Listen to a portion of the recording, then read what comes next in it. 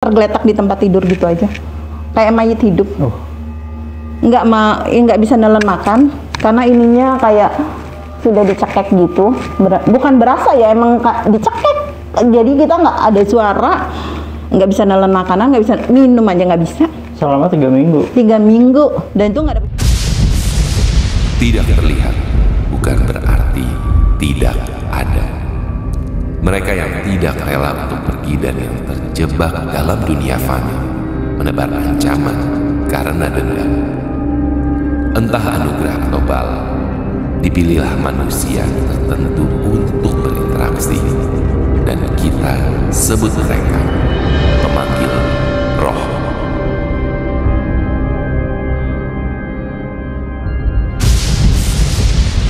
Halo teman-teman Evan Zero, kali ini kita ada di segmen terbaru yang namanya segmen pemanggil roh. Jadi dari Evan Zero kita akan ngobrol dengan orang-orang yang dikaruniai untuk kebiasaan untuk berinteraksi dengan sosok-sosok yang tak kasat mata. Dan sebagai tamu perdana ini kita ada kedatangan Mbak Nyimas. Halo Mbak Nyimas, apa kabar? Baik. Kesibukannya apa sih sebenarnya? Ibu rumah tangga. Ibu rumah tangga aja ya. Iya. Oke. Jadi Mbak Nyimas ini mempunyai kelebihan ya, atau sebutannya apa nih? Enggak sih, dibilang kelebihan enggak sih. Ya kebiasaan untuk berinteraksi gitu ya. Boleh. Jadi dimulai dari umur berapa? Baru kerasa itu pas di usia 30-an. Loh, berarti bukan dari usia kecil? Dari kecil itu belum terasa, enggak. Mungkin maaf ya, aku bahas aja nih. Kecil sampai gede itu dunia Jakarta banget lah, anak Jakarta banget, nakal gitu. Jadi pernah aku tuh sama guruku dibilang gini, kamu kalau ngelakuin ini hilang. Jadi gitu loh, pas balik arah ke Tuhan di usia 30 itu baru aku tajem banget gitu. Memang sudah di warning, jangan ini gitu, membelok dunianya gitu loh. Aku tuh membelok dunianya, aku akui gitu, dunia aku membelok. Jadi mengabaikan lah akhirnya. Cuman sempet pakai aku bilang ilmu penarik lawan jenis. Oh, pakai itu. Jadi didapat dari leluhur. Jadi dari lahir memang sudah ada aku ditaruh di mata sama di lidah memang. Nah, itu yang ngomong bapakku memang gitu. Kamu matanya ini gitu kan, terus mulutnya ini gitu. Mulutnya tuh orang ngomong akan percaya gitu loh. Nah, itu aku gunain nggak benar gitu loh, maksudnya tadinya itu aku bilang aja nih, kalau nggak bohong ini ceritanya bener-bener real ya. Dibilang primadona banget pada zaman itu di Jakarta, primadona banget. Siapa sih yang nggak aku batin, nggak aku bacain itu nggak kena, pasti kena. Oh, jadi apapun yang diucapkan Mbak Nyimas ini bakal jadi kenyataan. Dan aku narikin lawan jenis gitu. Jadi nggak 1-2 gitu yang berada di kalau aku tinggal tunjuk aja, you ngikut I gitu. You harus senang sama I, senang orangnya. Oh, bisa gitu ya? Bisa. Nah, itu aku pakai itu. Itu di umur berapa? Itu dari muda, dari muda, dari SMA, dari lulus SMA, kuliah itu dari itu. Dari SMA udah menyadari gitu? Sudah. Kalau dari usia kecil tuh? Enggak. Tidak menyadari ya? Enggak menyadari. Makanya pas menyadarinya itu gini, aneh ya, kok cowok ini kayak digendam gitu sama aku gitu ya, kok langsung ikut gitu, langsung maksudnya gitu ya, sampai tergila-gila pun ada gitu, sampai ada yang bundir pun, kisah nyata ya. Ada, serius, ini aku kisah nyata. Karena gara-gara perkataan ini tadi? Bukan, terlalu cintanya. Wah, kita kan coba gitu, jadi apa ya namanya kalau sekarang mah ilmu pelet ya. Oh gitu. Iya, nah itu berarti sorry, bukan ilmunya bukan dari kayak kita nyari ke enggak. Aku nggak pernah bawaan, nggak pernah Mas Ervan. Aku anti karena satu memang sudah ada darah dari keluarga, dari seberang. Terus yang satunya lagi memang kan sudah ketanam ya dari leluhurku yang ini gitu kan, yang dari bapak gitu. Jadi aku coba gini loh, bener nggak sih kata orang tua ini gitu, coba praktekin. Ternyata benar. Dan memang ada yang nggak kesampaian deketin atau sampai aku tolak gitu, bundir ada. Dan ada yang satu bundir, yang satu masuk rumah sakit jiwa di Grogol. Ada. Serius, itu aku jahatnya gitu. Itu makanya jadi mungkin untuk berinteraksi dengan hal yang kasat mata itu akhirnya nggak keasah gitu, karena akunya agak nggak boleh, sebenarnya itu kan nggak boleh aku pakai. Tapi pada usia segitu yang Mbak Nyimas menggunakan tanda kutip ilmu pelet ya, itu berbarengan nggak dengan kemampuan melihat kayak gitu? Mungkin berbarengan, cuman aku nggak yang lebih apa ya, lebih menyadari gitu, nggak menyadari. Mungkin berbarengan, cuman aku nggak menyadari. Nah, satu bukti benar nggak ilmu pelet itu masih ada. Kita waktu aku tuh punya tim, aku sebut aja ya, aku punya tim lah intinya gitu, tanda kutip timnya. Itu tuh aku ditantang sama salah satu tim di Jogja. Coba buktiin ilmu peletnya masih bisa nggak? Aku buktiin, Mbak. Dikat aja ya nanti ya. Orangnya cantik, ya langsing lah gitu kan, maksudnya ada orang baru suka lah ngeliat sama dia. Nah aku tuh minjem raganya beliau itu, aku coba ngetes karena aku ditantang 100.000 nih, lumayan nih gitu kan, ditantang nih ceritanya. Jangan cuman ngomong, lu coba buktiin. Orang itu tergila-gila di hari itu, mungkin timnya Mas Ervan tahu lah, sampai pada ngakak-ngakak. Emang aku ngetes tuh bisa nggak gitu, ternyata emang ada caranya. Pelet itu kan punya cara masing-masing, nggak semua caranya sama dengan aku ya. Mungkin aku pinjem raga orang, aku coba iniin. Nah, si cowok ini ngeliatnya seperti aku kayak beliau. Oh, gitu bisa. Serius dia ngomong. Sampai ditanya video call pun cowok ini sama timnya Mas Ervan, yang satu itu Mas Jero ya. Mas Jero, kamu mau nikahin Nyimas gitu? Mau, orangnya jawab gitu. Serius, pas udah aku gini-gini sadar, orangnya bilang nggak mau. Pas aku sudah ngelentikin jari ya, aku tarik lagi seret gitu, baru sadar dia. Oh sorry, jadi ada perkataan kayak seperti meminjam raga itu maksudnya gimana? Meminjam raganya? Aku ada itunya sendiri, ada amalannya. Maksudnya Mbak, ada sesuatu yang masuk ke raga orang itu atau gimana maksudnya? Enggak. Atau dia ditarik? Aku yang narik. Oh. Biar Mas Ervan ngeliatnya sosoknya bukan aku, sosoknya beliau. Oh gitu. Sosoknya beliau. Aku permisi sama beliau, aku pinjem dulu sebentar. Tapi orang ini jadi bukan ngeliatnya fisikku. Oh jadi orang ini matanya dilihatnya aku fisiknya beliau. Oke. Gitu, ngerti nggak? Jadi yang cewek ya, ada cewek lain. Yang dipinjam si ceweknya ini. Yes. Oh, bukan orang yang cowok. Enggak. Kalau cowok diapain? Cuma Enggak, aku kan dites kan, maksudnya bener nggak, bisa coba gitu, bisa pelet nggak gitu kan. Bikin dia tergila-gila, kayak Mas Ervan nih. Dibikin coba Mas Ervan tergila-gila, bisa nggak gitu. Ditantang nih antara 100 sampai 500.000 loh, gila lah duit ya kan, mata duitan gua. Terus udah pas ditantang kayak gitu, ya udah aku langsung tuh ya kan buktiin, ternyata benar gitu. Tapi pas ya aku coba sadarin lagi si cowoknya, kan itu cuma buat itu doang, tantangan gitu. Oke, jadi dari yang disampaikan oleh Mbak Nyimas ini kemampuan untuk menarik simpati untuk orang lain ya?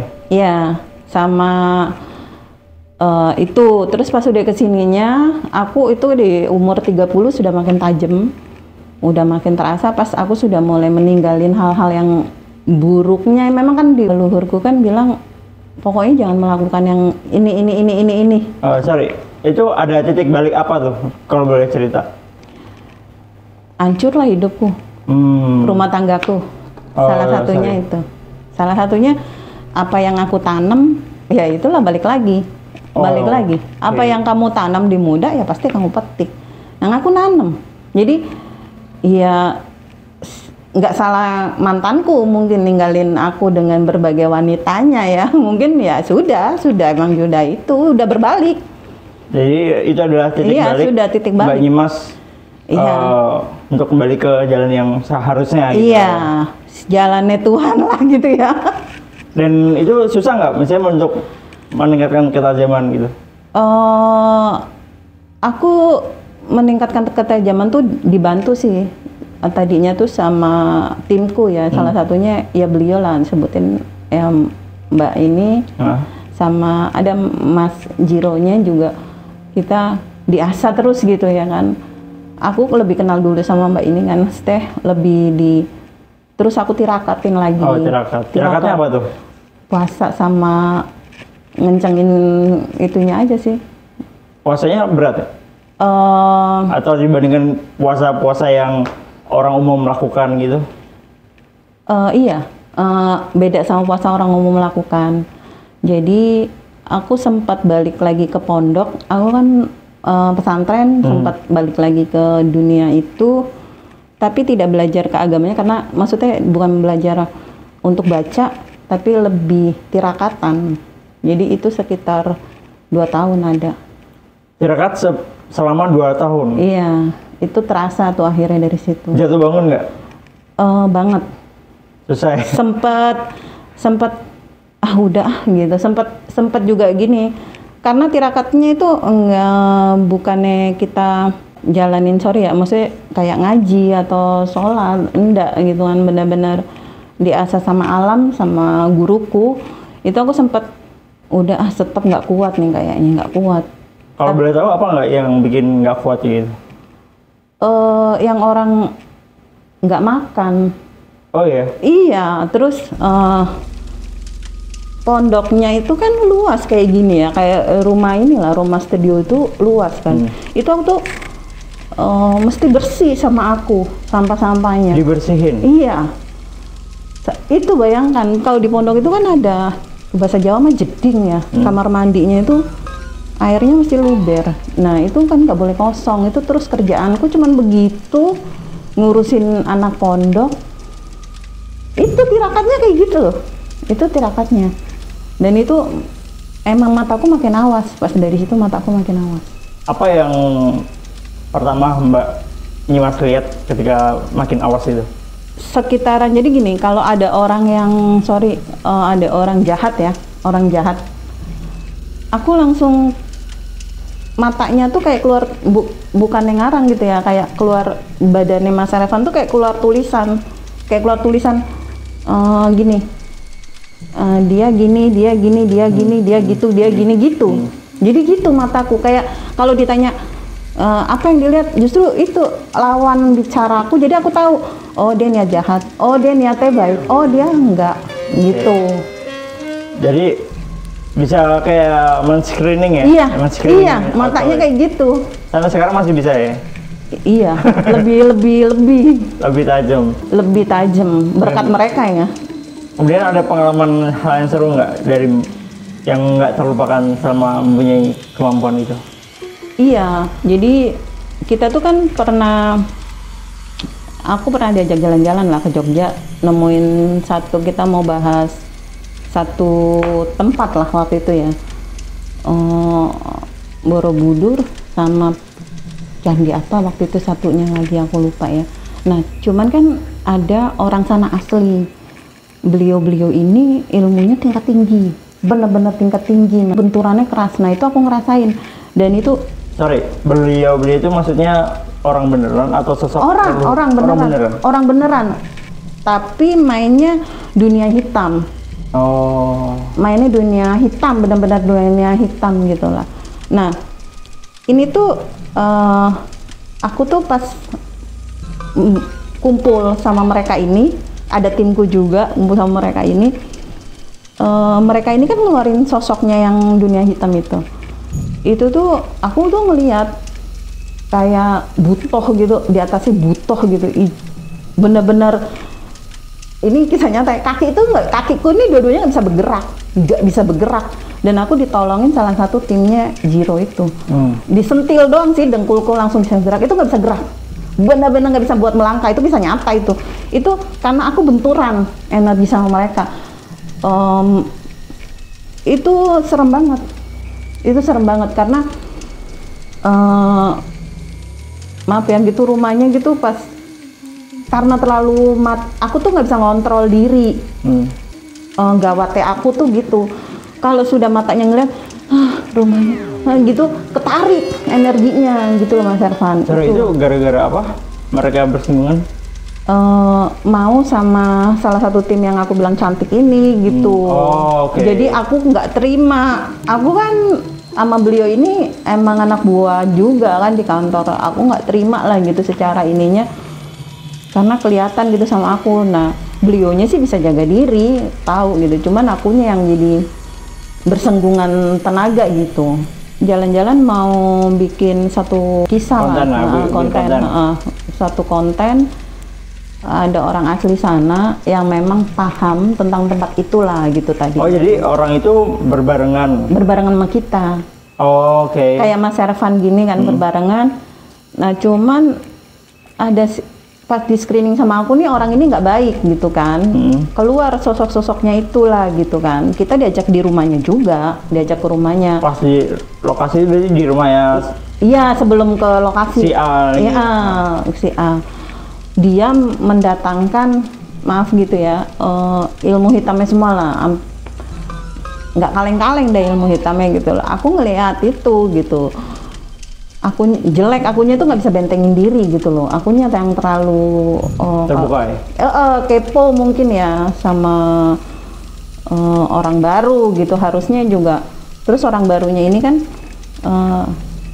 seneng gitu loh lihat mbak yang satunya gitu kan. Nah aku kan nggak bisa gitu ngelihat hal temenku gitu apa istilahnya ya temen. Iya kayak sudah saudara gitu ya sama untungnya itu ada. Jadi bukan sosok si A ini bermaksud untuk mau ini karena mau menyukai. Iya niatnya lebih dari itulah.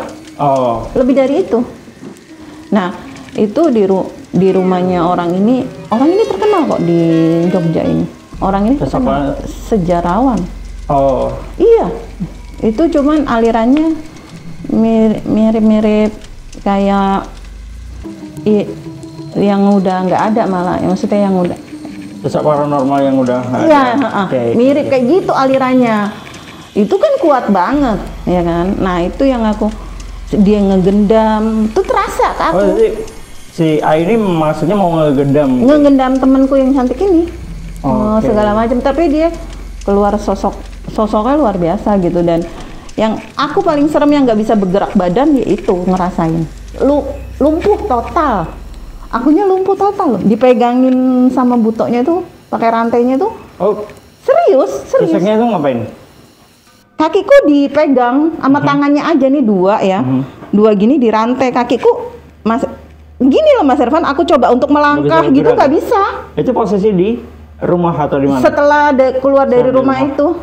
Setelah kita keluar dari rumah itu cari warkop kan aku, karena temanku sudah ngerasa ini udah nggak beres nih.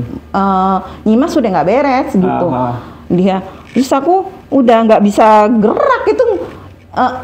Beratnya itu kayak berkilo-kilo, kakinya itu nggak bisa digerakin. Itu pertama. Kedua itu kan kita suka hiking gitu ya ke gunung. Itu dari tempat pertama hiking itu apa itu namanya tempatnya aku lupa ya. Aduh, Syekh Subakir. Oke, gunung. Gunung apa? Ke beliau itulah, ya intinya. Yang lain tuh nggak digodain, Mas. Mungkin ya karena aku matanya tuh bisa ngeliat yang berterbangan, kanan kiri. Nggak bisa naik kaki. Jadi Mbak Nyimas itu suka naik gunung ya? Enggak sih kalau nggak diajak. Nyari yang gretong. Mungkin ya. Mungkin di hatiku nih niatnya sudah pengen tambah sakti gitu kali ya, niatnya nih yang dibaca nih. Jadi pas kita doa di salah satu makam di situ, itu tuh nyata banget segede jari gini. Ada secara aku bisa ngeliat yang berterbangan tuh, sosok-sosok goibnya. Ada Kunti, ada Wowo, macem-macem, sampai tadinya aku juga nggak bisa jalan tuh di situ. Sama tuh kakiku nggak bisa jalan. Sampai temanku yang cantik itu, ayo dibacain apalah gitu ya, terus aku bisa jalan. Nah pas kita doa duduk di salah satu makam, itu tuh datang keris segede jari gini doang, itu keris.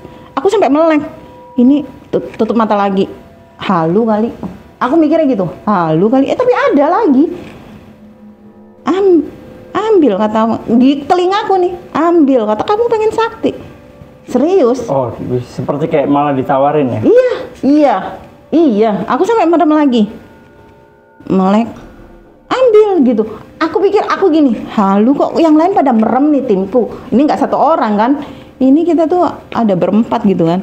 Aku tengok ke kiri ke kanan, temenku pada serius doa. Kok ada orang tapi kok aku doang apa halu ya gitu, sampai aku gini-gini kakiku gitu. Nggak halu tapi itu ada, seret hilang, seret ditongol gitu ya tuh keris. Nah di situ itu aku langsung enggak ambil. Nah udah nih, ini di tahap pertama nih, tangga pertama, naik lagi kan makin ke atas. Oh, berarti belum di puncak? Belum di puncak. Oke. Masuk lagi ke puncaknya, yang lain udah sampai di titik ujung umpamanya gitu. Aku masih agak di bawah. Terus aku dipanggil sama salah satu tim. "Ya mas, buruan." Ih ngapain sih, orang gue pengen ke situ dulu mau mandi. Ngapain mau mandi? Itu ada rumah. Mereka tidak lihat ada rumah goib. Dan emang ada orang mandi. Aku ngelihat ada penghuninya. Dilihat secara secara aku ngelihat. Mereka bilang nggak ada. Ada, aku bilang. Ada, enggak ada. Pertama aku lihat ada macan dulu tuh, 2 macan. Pas kita naik tuh ada macan kan di pohon gede gitu kan. Aku permisi, wah yang jaga nih gitu, beda dalam hatiku yang jaga nih.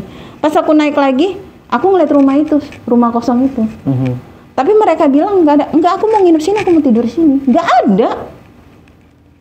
Kata mereka tuh nggak ada. Ada denger nih suara air nih. Aku sampai denger suara jebur-jebur itu loh, air di ke badan. Karena kondisinya sudah malam banget, hampir jam 2, aku capek juga, pengen bobo aja. Di situ ada rumah, kenapa mesti turun lagi ke bawah gitu? Aku tuh ngotot. Posisinya berarti naik udah malam ya? Udah malam. Setiap kita naik emang harus malam. Oh, oke. Gerilyanya gitu malam. Nah itu aku yang ngerasain paling nggak nyaman itu udah. Makanya aku nggak mau lagi tuh. Nggak mau lagi aku kalau diajak naik gunung gini deh, aku bilang gitu. Nggak kapok, jujur akhirnya aku kapok. Karena ngalamin hal-hal yang lain enggak gitu, akunya narikin sekelilingnya gitu loh Mas Ervan. Oh, energi narik. Iya, bahayanya itu. Aku juga nggak seneng kayak gitu sebenarnya kan, karena bukannya masalah apa-apa ya. Aku juga manusia biasa, serem kali. Iya, maksudnya gimana sih? Ya serem lah gitu. Itu yang kalau cuman sosok-sosok kayak dibilang apa yang paling kisahnya menyeramkan, Mbak Nyimas, nggak ada. Kalau menurutku ya semuanya serem, nggak ada yang paling menyeramkan. Kayak semenjak itu kayak di kantor gitu, kesini ngeliat ini, ya udah matanya ada yang karena udah terbiasa. Matanya udah ngeliat, ya ada, ya dia lagi mainan, ya dia nongolin, ya gitu-gitu, males ya kan jadinya. Nah itu yang akhirnya aku dibilang serem, ya nggak usah itu ya, di rumahku sendiri aja. Ya nggak bohong, emang boleh istilahnya dicek cross aja sama timnya Mas Ervan ya gitu. Itu tuh aku tuh boboknya tuh di lantai, tempat tidurku tuh ada di atas, cuman aku nggak pakai di atas karena aku paling ngikutin kata keluarga aku, nggak boleh aku, karena kan aku tuh pernah disantet. Nah itu ada ini apa namanya, ada tantangannya itu? Iya, karena aku pernah disantet. Oh, gimana tuh ceritanya? Itu di tempat kerja, Mas Ervan. Jadi aku kan salah satu santet di tempat kerja? Iya, jadi sama salah satu jabatan beliau itu tinggi ya, di atas GM lah, di atasnya GM, tinggi banget. Cuman dia direktur operasional yang main uang. Nah, aku tuh bagian yang memang mereksain ini orang, karena aku bilang tadi screening gitu loh, mata aku tuh screening. Ini orang nggak jujur nih, aku lapor kan ke yang direktur utama mamanya gitu ya. Nah, orang ini tahu ternyata beliau ini dari nggak seneng aku screening, nggak seneng aku kepoin, nggak seneng aku sikat-sikat dari belakang. Jadi semuanya aku close untuk dia main-main uang gitu loh. Sampai aku kena santet itu dilewat mimpi dulu, diliatin tuh. Aku selalu diliatin lewat mimpi ya Mas Ervan. Tanda, dikasih tanda atau gimana? Pas di itu aku lumpuh total sampai nggak bisa ngomong. Kapan tuh? Tahun berapa? Lupa ya itu tahun berapa ya itu ya. 2019 kalau nggak salah. Baru-baru banget dong. Iya, kalau nggak salah ya. Itu 2019. Kalau nggak salah ya, aku lupa ingat itu. Itu tuh jadi di dalam mimpiku itu aku sudah dipanggang di atas yang mereka pakai tumbal itu. Aku di tengah-tengah sudah dibakar di atas kayu itu. Itu aku lihat orang ini yang mimpin tarian itu. Mimpin tarian itu, aku di tengah-tengah sudah ditelanjangin, sudah dibakar. Setelah 1 hari itu, malamnya mimpi itu, besok paginya aku sakit. Dan keluargaku bawa ke rumah sakit, salah satu di Depok yang terkenal ya, di Depok 2 ada di sini. Nggak boleh nyebut rumah sakit ya kan? Itu aku dibawa nggak ada penyakitnya. Aku udah pakai kursi roda. Padahal udah di kursi roda. Kursi roda, nggak bisa ngomong, nyebut nama anakku aja nggak bisa. Aku cuma nangis, keluarin air mata di sini. Itu yang paling serem. Ya? Iya, nggak bisa digerakin semua badanku. Di check up nggak ada penyakitnya. Disuruh pulang aku. Ini mau ngapain dirawat kata dokternya? Nggak ada penyakitnya. Keluargaku sampai bingung kan. Akhirnya ya sudah kita ngontak aku ke seberang, ke keluargaku seberang. Ternyata kamu disantet. Mau dibalikin nggak? Balikin. Cuman aku disuruh bersihin sendiri tuh. Kamu kan nggak bisa gerak. Mandi kamu aku disuruh mandi jam 12 malam lewat 15. Diminta mandi besar gitu ya, mandi secara Islam gitu. Aku bener-bener harus kuatin. Itu ngesot-ngesot, mandi, dibantu sama keluargaku mandi. Aku duduk, sholatnya tuh duduk. Itu ngilang, itu di sana lagi ngeruat yang itu. Barengan ya? Barengan. Ya itu benar-benar, itu aku nggak 3 minggu loh Mas Ervan, tergeletak di tempat tidur gitu aja. Kayak mayit hidup. Nggak bisa nelen makan, karena ininya kayak sudah dicekek gitu. Bukan berasa ya, emang dicekek. Jadi kita nggak ada suara, nggak bisa nelen makanan, nggak bisa minum aja nggak bisa. Selama 3 minggu? 3 minggu, dan itu nggak ada penyakitnya. Dan aku sampai penasaran, keluargaku ya, adikku tuh penasaran, dari rumah sakit satu sampai pindah ke rumah sakit satunya lagi loh. Nggak ada. Sembuh totalnya setelah keluargaku turun tangan itu. Yang seberang. Tadi kan dibilang mau dibalikin, itu dibalikin gimana? Dihilangin atau dia balik ke dianya yang ngirim? Balik ke, kan ditanya mau dibalikin dibikin kayak gitu atau enggak, dibikin total lumpuh semuanya sama ekonomi betul, dia sampai kolaps dan dia dikeluarin secara tidak terhormat sampai masuk polisi segala macam. Itu apa ya istilahnya resiko yang dialami oleh Mbak Inyumas ini terhadap kemampuan yang dia miliki. Screening gitu. Itu bahaya emang sebenarnya. Sisi negatifnya. Iya, makanya aku suka diingetin tadi mungkin sama salah satu tim atau mbaknya gitu, mbak yang aku anggap udah kayak junjunganku gitu ya, diingetin ditahan jangan kepo, matanya ditahan jangan kepo itu. Karena bukan kepo, secara otomatis kayak gitu loh, kayak sendiri aja gitu. Tapi dibilangnya itu kepo kan, nggak boleh, itu harus dibentengin katanya. Nah dari situ aku kadang masa bodoh deh gitu. Kayak tadi nih masuk ke lokasi sini ya Mas Ervan. Aku nggak pengen kepo, nggak pengen kepo kanan kirinya bagaimana. Tapi memang energinya gitu ya kan. Aduh, gitu ya kan. Itu yang aku kadang susah kontrol gitu. Nggak suka sebenarnya dengan hal-hal kayak gini gitu. Tapi ya sudahlah. Oke, Mbak Nyimas. Jadi Mbak Nyimas kenapa tidurnya di lantai gitu? Emang ada wejangan sih dari keluarga gitu. Atas ya yang ada tempat tidurnya gitu. Rawan ilmu hitam tuh cepet nyampenya gitu. Oh, itu terus untuk Mbak Nyimas kan ya? Iya, ngejagain aku gitu loh. Akunya juga kalau emang tidur di atas gitu ya, pasti ada aja kejadian gitu. Apa itu contohnya? Pernah ceritanya karena hawa dingin. Aku naik ke atas nih, Mas Ervan. Aku tuh biasa tidur kan pakai daster, ya. Terus pakai selimut gitu. Ini bukannya merem, bukan rep-rep ayam, enggak. Itu tuh aku ngelihat selimutnya tuh gerak. Ada yang ngebuka gitu loh, kayak ngebukain dasterku, gelang. Aku dulu pakai gelang mainan gitu di tangan.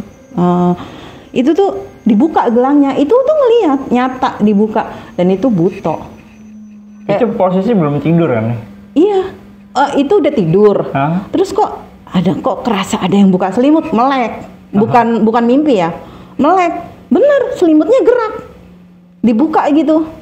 Itu kayak kalau orang kan langsung ditindih sama Wowo gitu. Itu aku ngelihat kejadiannya step by step. Terus aku gini, apaan sih aku tutup lagi? Apaan sih gitu aku tutup kan? Gitu. Aku lanjutin saking ngantuknya. Kebuka lagi, dibuka pelan-pelan dasterku, serius. Itu kan energinya berarti cukup gede dong. Iya. Untuk menggerakkan sampai narik hal kayak gitu loh. Sampai gelangku gini loh. Kita tuh kan sorry deh, orang buka pintu 10-10 pasti denger ya. Apalagi kita kulitnya kesentuh orang, kan nggak ada orang aku selain anakku gitu kan. Itu tuh gelang kebuka tuh terasa, selimut tuh kerasa. Itu melek, nyata melek. Akhirnya aku pindah lagi ke bawah. Itu. Oke, Mbak Nyimas kan ada kemampuan itu nurun ke anak nggak sih? Kayaknya sih nurun, tapi dia belum menyadari ya. Karena gini, dia suka gini, apaan sih? Bolak-balik aja tuh, kayak ngeliat bola api gitu ya. Di mana? Tapi nggak bisa masuk sih mah. Jadi kamarnya itu langsung jendela keluar gitu loh, ngelihat di dekat jendela mah gitu. Kalau ditinggal kerja sendirian, aku nggak pakai pembantu, nggak bisa bayar pembantu. Jadi di rumah sendirian. Itu tuh di dapur tuh ada yang mainin alat-alat dapur gitu ya. Itu udah biasa sama dia. Dia dengar dan waktu itu sampai ada binatang biawak segede pahaku gini masuk. Iya, aku tinggal ke Jogja, ke Surabaya, nemuin tim waktu itu ke Surabaya. Itu tuh dia itu bener, dan itu hilang sendiri. Biawaknya enggak, orang kampung dikerahin sama dia manggil tetangga-tetangga, enggak ada biawaknya. Goib banget kan. Itu tapi Mbak Nyimas pernah dapat komplain dari orang sekitar? Enggak, aku nggak pernah publikasikan sampai sekarang sama orang sekitar bahwa aku tuh bisa ngelihat. Oke. Enggak, kalau ada orang gini ya, orang miara tuyul aja aku tahu. Deket rumah gitu dari ada. Apa tuh? Dari ya kelihatan tuyulnya keluar masuk rumah dia gitu. Cuman aku nggak pernah komen. Cuman kalau ada orang, biasalah ada orang yang matanya juga awas gitu ngeliat, kan ada itu tuh anak matanya merah suka bolak-balik ke rumah. Aku paling nggak pernah komen apa-apa, aku diam aja. Gini loh, nggak juga seneng sih kayak gitu dipublikasikan. Kalau paling gini, pernah kita tuh nongkrong kan sampai jam 2 malam. Aku tuh biasa nongkrong sama anak muda gitu kan. Dipanggilnya emak lah buat anak-anak muda itu. Itu tuh rumahku, ini kali gede gitu, kali hidup ya. Itu tuh gundruwonya tuh lagi jalan bleng gitu tuh.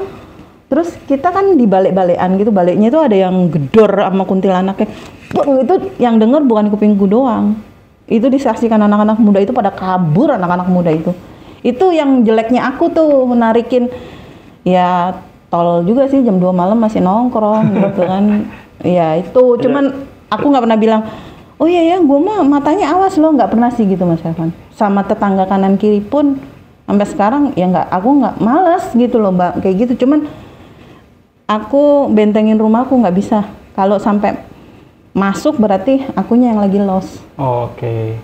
Jadi Mbak Ines bisa nggak bedain ataupun ngasih tahu ke teman-teman nih indigo yang benar ibaratnya benar-benar punya kemampuan sama orang-orang yang ibaratnya ngaku-ngaku. Sekarang kan zaman sosmed kan, pasti ada orang yang ngaku-ngaku bisa nerawang kodam lah, bisa punya kesaktian inilah, bisa.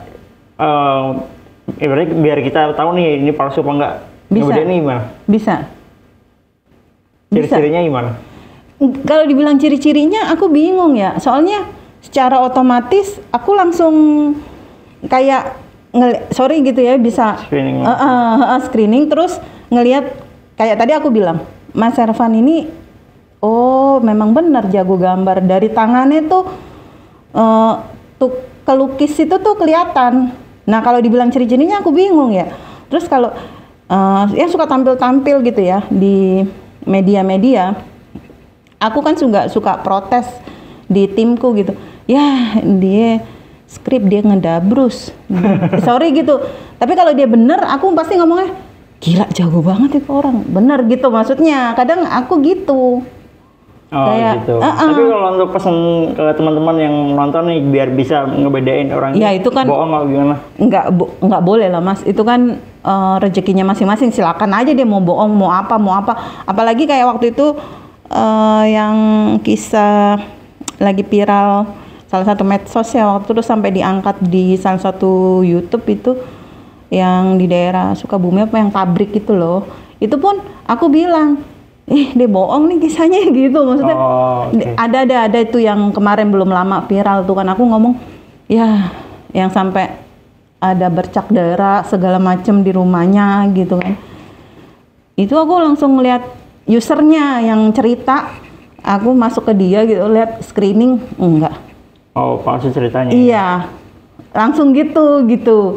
Jadi aku tahu kalau ditanya cirinya gimana orang bohong. Tapi kalau kita publikasikan, lah lo bohong, lo bener, kasihan mati rezekinya dia kan diundang-undang buat dibayar.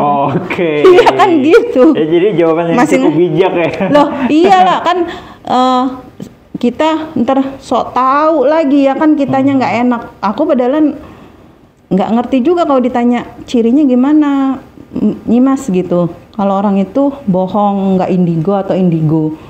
Aku nggak bisa tahu cirinya, cuman kalau dia sudah indigo, pasti dia kesetrum energiku satu. Aku kayak gini, kayak ngelihat Mas Ervan tadi atau temennya Mas Ervan tadi gitu kan, yang kita ketemu barusan, aku langsung bilang kan, ini orang lain gitu kan. Itu dia otomatis aku langsung ngelihat. Tapi kalau enggak pun aku langsung oh balabal lo gitu kan, istilahnya gitu Mas Ervan. Ini mulut kadang juga langsung spontan keluar apa yang ada di mata gitu yang tertulis, itu jeleknya aku gitu, spontan. Maaf ya, kadang mulutnya itu dia yang harus sebenarnya nggak boleh lah kan kita ngomong-ngomong begitu, diam aja pura-pura nggak tahu harusnya. Oke Mbak, ini Mas, kita kebetulan Ervan Next Zero itu bikin kartu nih, 13 kartu hantu. Coba Mbak, ini Mas lihat. Saya pengen tahu reaksinya nih.